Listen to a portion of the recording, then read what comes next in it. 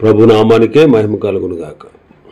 కూడి వచ్చిన మీ అందరికీ, కరిమల ఆత్మీయ సహవాస సంఘ విశ్వాసులందరికీ మన ప్రభువును ఆయన ప్రియ కుమారుడునైన యేసుక్రీస్తు వారి శ్రేష్టమైన నామంలో శుభములు మరియు అందరికీ వందనాలండి. యెషయా గ్రంథం 34వ అధ్యాయాన్ని మనం ధ్యానం చేసుకుందాం. యెషయా గ్రంథం 34వ అధ్యాయం. ఈ 34వ అధ్యాయంలో ముఖ్యమైన అంశం ఏంటంటే సర్వలోకముపై దేవుని ఉగ్రత. సర్వలోకంపై దేవుని ఉగ్రత. మొదటి 4 వచనాల్లో సర్వలోకంపై దేవుని తీర్పు, 5వ వచనం నుంచి ఆఖరి వరకు ఎదోముపై దేవుని తీర్పు. మొదటి 4 వచనాల్లో సర్వలోకము పైన దేవుని యొక్క తీర్పును మనం చూడబోతున్నాం. మొదటి వచనం, రాష్ట్రములారా నా యొద్దకు వచ్చి వినుడి, జనములారా చెవియొగ్గి ఆలకించుడి. భూమియు దాని సంపూర్ణతయు, లోకమును దానిలో పుట్టినదంతయు వినుగాక. రాష్ట్రములారా, జనములారా, సర్వలోకము వినుగాక అంటున్నాడు. యెషయా గ్రంథం 33:13లో అన్యులతో యూదులతో మాట్లాడిన దేవుడు ఇప్పుడు సర్వలోకముతో మాట్లాడతాడు. ఎందుకు సర్వలోకము, రాష్ట్రములు, జనులు వినాలి? ఎందుకు ఆయన మాట చెవియొగ్గి ఆలకించాలి? వినాల్సిందే అని ఖచ్చితంగా దేవుడు ఎందుకు శాసిస్తున్నాడు అంటే సర్వలోకము కూడా ఆయనదే. సర్వలోకము కూడా ఆయనదే. 24వ కీర్తన 1-2 వచనాలు. భూమియు దాని సంపూర్ణతయు, లోకమును దాని నివాసులను యెహోవావే. ఆయన సముద్రముల మీద దానికి పునాది వేసెను, ప్రవాహ జలముల మీద దాన్ని స్థిరపరచెను. ఎందుకు రాష్ట్రములు, జనులు, సర్వలోకము ఆయన మాట్లాడుచున్నది వినమని, ఆలకించమని, చెవియొగ్గమని ప్రభు ఎందుకు అంటున్నాడు అంటే ఈ సర్వలోకం కూడా ఆయనదే.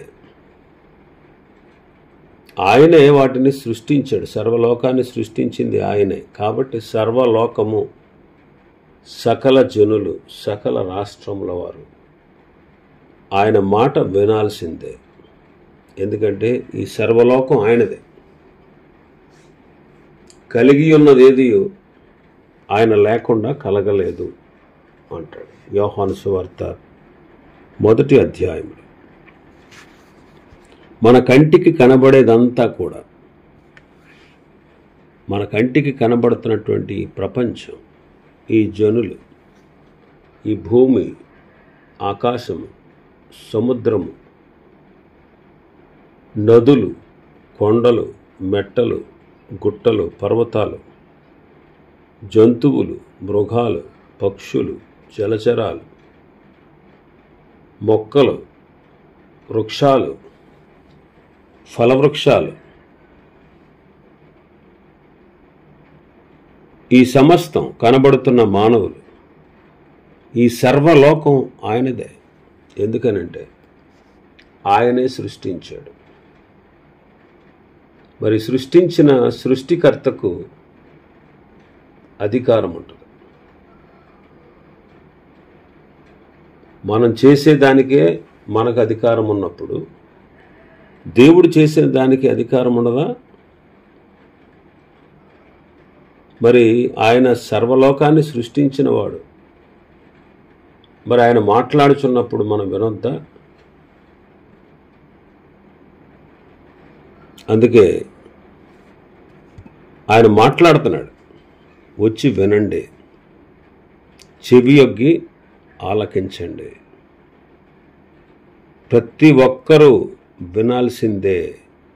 భూమి దాని సంపూర్ణతయు, లోకమును దానిలో పుట్టినదంతయు వినాలి అంటున్నాడు. వినాలి. ద్వితీయోపదేశకాండం 32వ అధ్యాయం 1వ వచనం.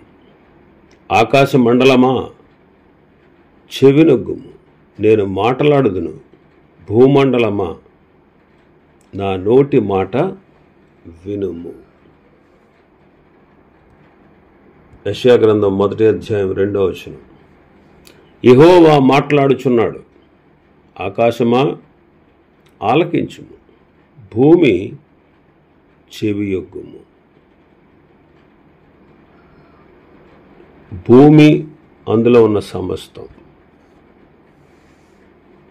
భూమి దాని సంపూర్ణత, లోకము దానిలో పుట్టినదంతయు ఆయన మాట వినాలి. ఎందుకనంటే ఆయనే సమస్తాన్ని సృష్టించాడు. సృష్టించిన వానికి తాను సృష్టించిన దానిపై అధికారం ఉంటుంది. అధికారం ఉంటుంది. ఇప్పుడు ఎవరైనా ఒక పుస్తకం రాశారనుకోండి, దాని సర్వ హక్కులు ఎవరైతే రాశారో వాళ్ళవే. కాపీ రైట్స్ అన్నమాట. ఎవరైనా ఒక వస్తువు తయారు చేశారనుకోండి, ఆ వస్తువు ఆ కంపెనీ బ్రాండ్ దాని మీద ఉంటుంది. ఆ వస్తువు ఆ కంపెనీకి చెందింది.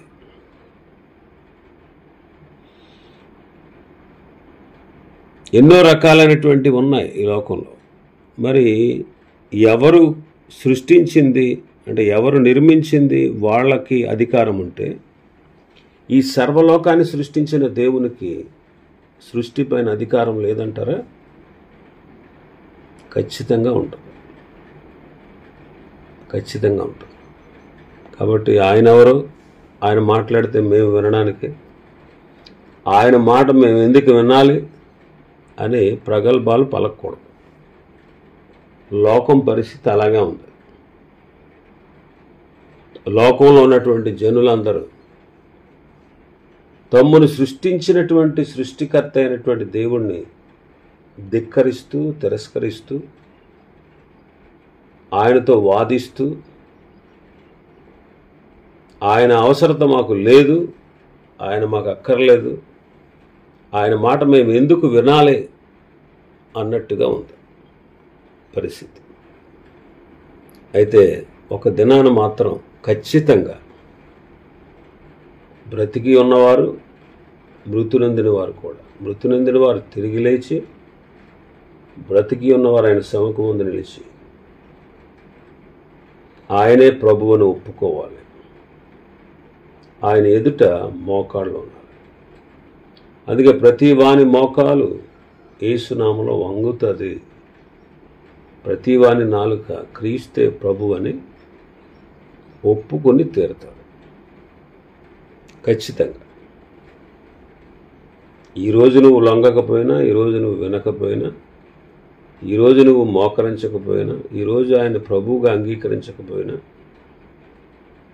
ఆయన భూమి మీదకు వచ్చి పరిపాలన చేసేటప్పుడు,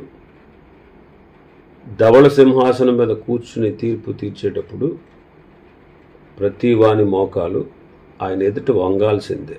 కాబట్టి సృష్టించిన సృష్టికర్త మాట మనం వినాలి.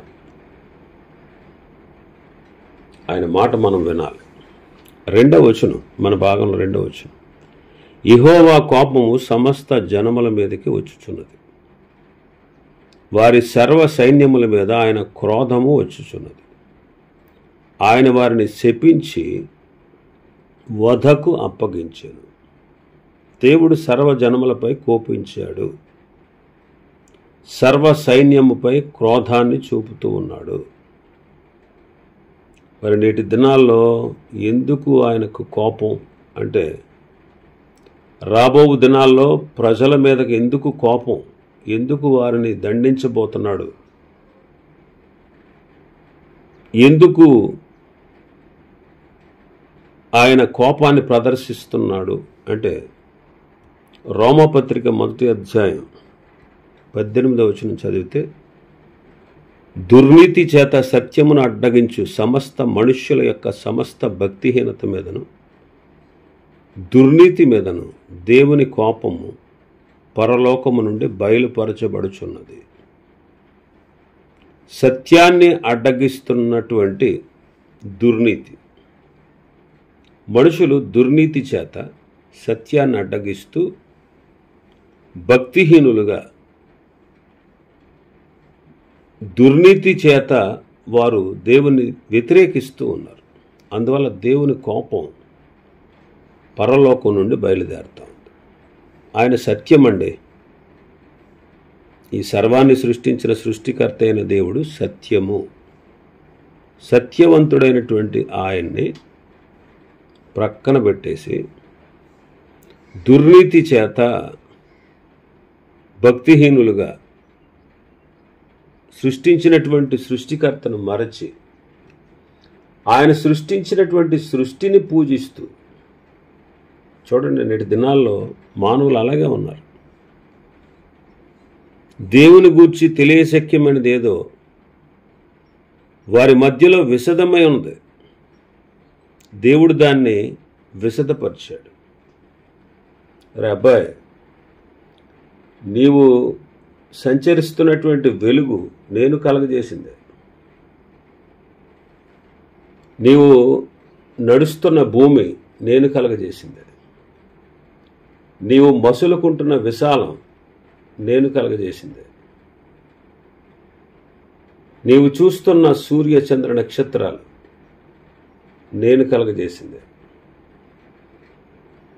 నీవు అనుభవిస్తున్నటువంటి సకల సదుపాయాలు నేను కలుగజేసినవి. ఇదిగో నేను సృష్టించిన వాడిని నేనే, నీకు తల్లిదండ్రులు ఇచ్చిన వాడిని నేనే, నీకు అన్నదమ్ములు ఇచ్చిన వాడిని నేనే, నీకు ఆహారాన్ని ఇచ్చిన వాడిని నేనే.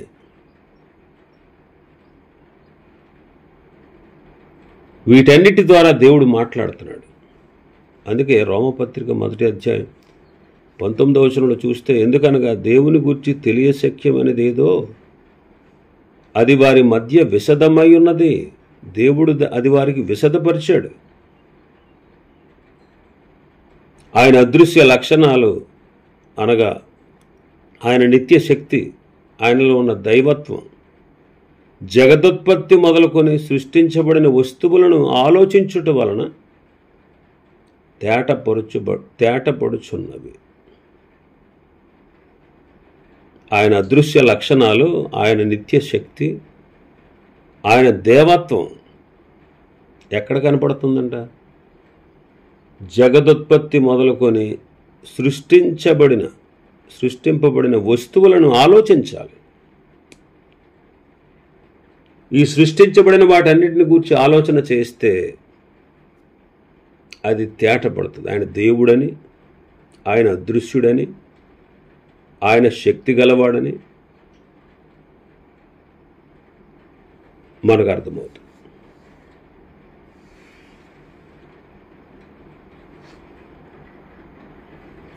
ఇరవై 23వ వచనం చదివితే, రోమపత్రిక 1వ అధ్యాయం 23వ వచనం. 21లోనేమో, వారు దేవుణ్ణి ఎరిగి కూడా ఆయన దేవునిగా మహింపరచట్లేదు. ఇంకా తాము జ్ఞానులమని చెప్పుకుంటూ బుద్ధిహీనులైపోయారు. వారి అవివేక హృదయం అంధకారం అయిపోయింది. వారు అక్షయుడగు దేవుని మహిమను క్షయమైపోయేటువంటి మనుషుల యొక్క, పక్షుల యొక్క, 4 కాళ్ళ జంతువుల యొక్క, పురుగుల యొక్క, ప్రతిమా స్వరూపాలుగా మార్చేశారు. వారు అక్షయుడగు దేవుని మహిమను ఎవరికి ఇస్తున్నారు? మనుషులకి. పక్షుల్ని పూజిస్తున్నారు, 4 కాళ్ళ జంతువుల్ని పూజిస్తున్నారు, మనుషుల్ని పూజిస్తున్నారు, పురుగుల్ని పూజిస్తున్నారు, వాటికి ప్రతిమలు చేశారు. ఆయన మహిమను ప్రతిమలుగా మార్చేశారు.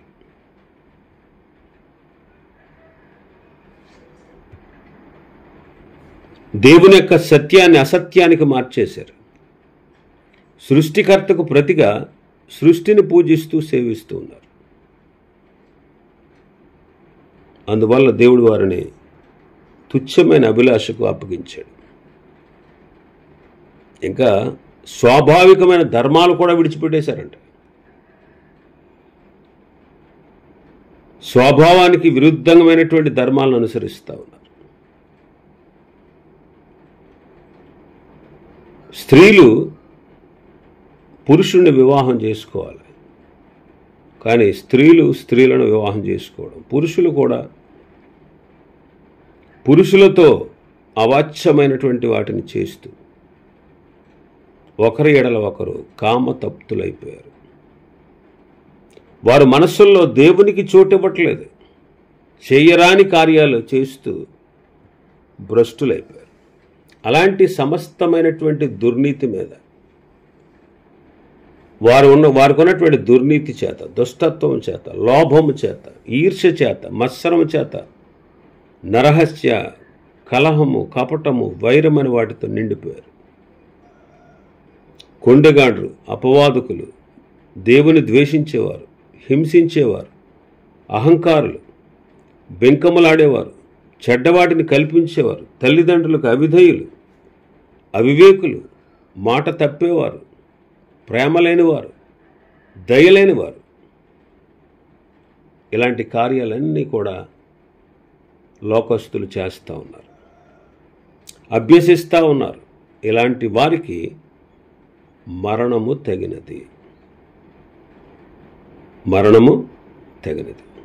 అది వాళ్ళకి తెలుసు, ఇలాంటి వాళ్ళకి శిక్ష ఉంది అని బాగా తెలుసు, కానీ అవి చేస్తూ ఉన్నారు. ఇలాగే కాకుండా వాటిని అభ్యసించి వారితో సంతోషంగా సమ్మతిస్తూ ఉన్నారు. ఇలా ఉందండి లోక పరిస్థితి,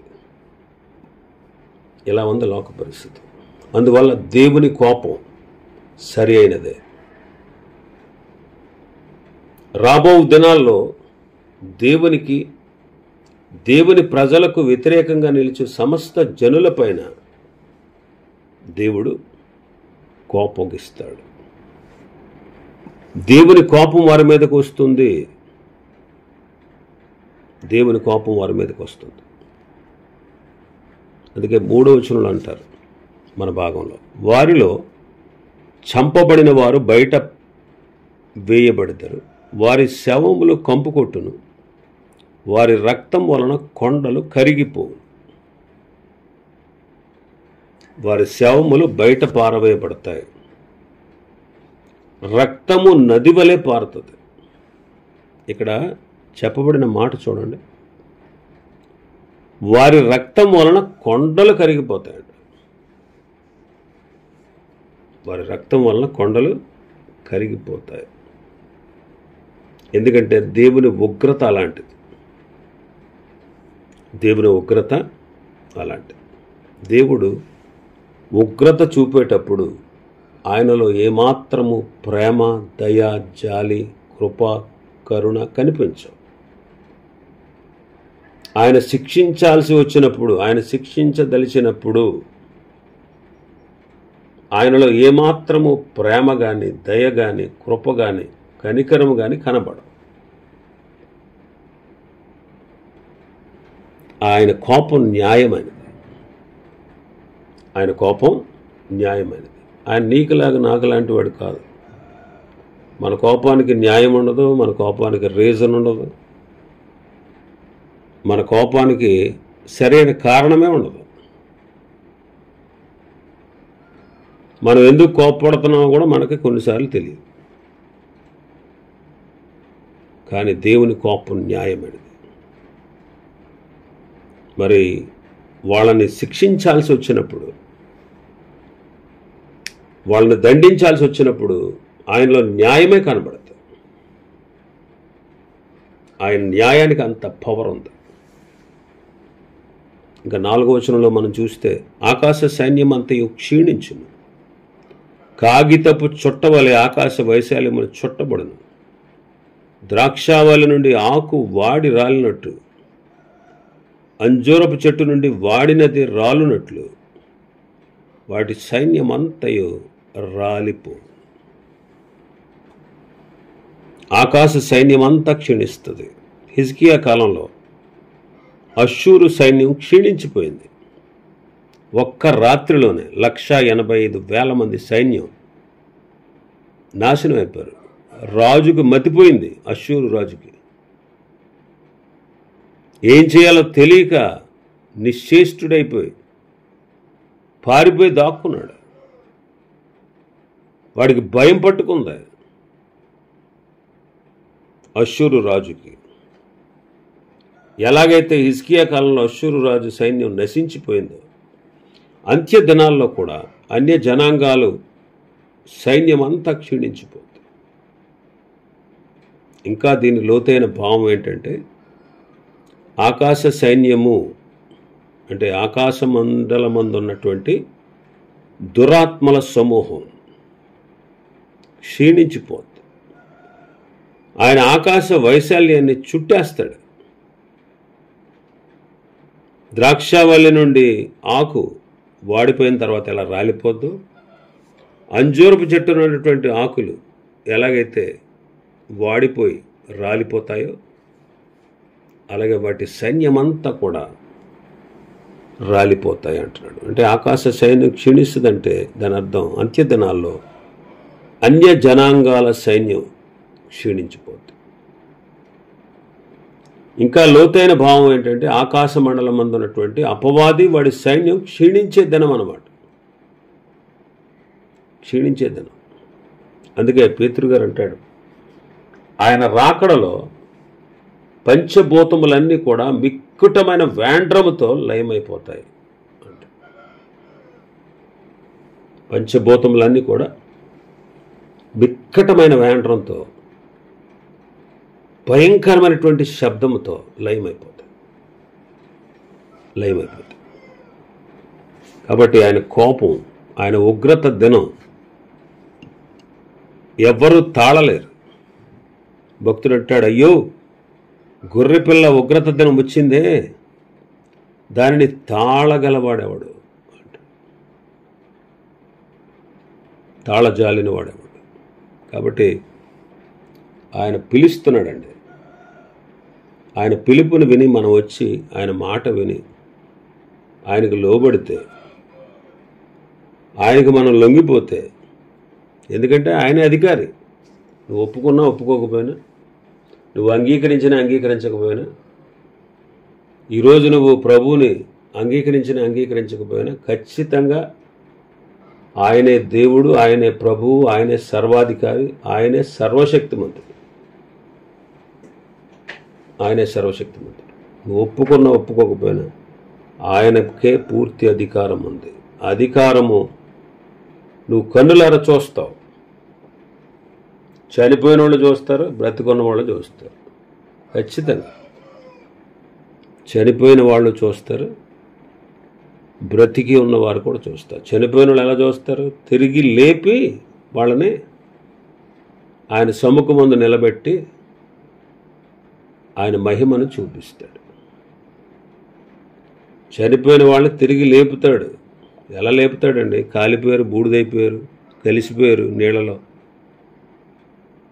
ఎలా అయినా సరే సముద్రము దానిలో ఉన్న మృతులను అప్పగిస్తుందట, భూమి అప్పగిస్తుంది. ఖచ్చితంగా తిరిగి లేపుతాడు. తీర్పు తీర్చి మేలు చేసిన వాళ్ళేమో జీవ పునరుత్థానానికి, కీడు చేసిన వారిని తీర్పు పునరుత్థానానికి ప్రభు వాళ్ళని లేపుతాడు. కాబట్టి ఆయనకు అధికారం ఉంది. ఆయన మాట వినండి, ఆయనకు లోబడండి. మనం అందరం ఆయనకు లోబడాల్సిందే. లేదా దేవుని కోపానికి గురవుతాం. మన జీవితాలు అధోగతి పాలవుతాయి. నిత్య నాశనానికి పాత్రలు అవుతాం. ఇంకా చాలా విషయాలు ఉన్నాయి ఈ అధ్యాయంలో. ప్రభు చిత్తమైతే రేపటి దినం మరికొన్ని విషయాలు మనం ధ్యానం చేసుకుందాం. దేవుడి వర్తమాన వాక్యాన్ని మన వినికిడిలో ఆశీర్వదించును గాక. ఆమేన్.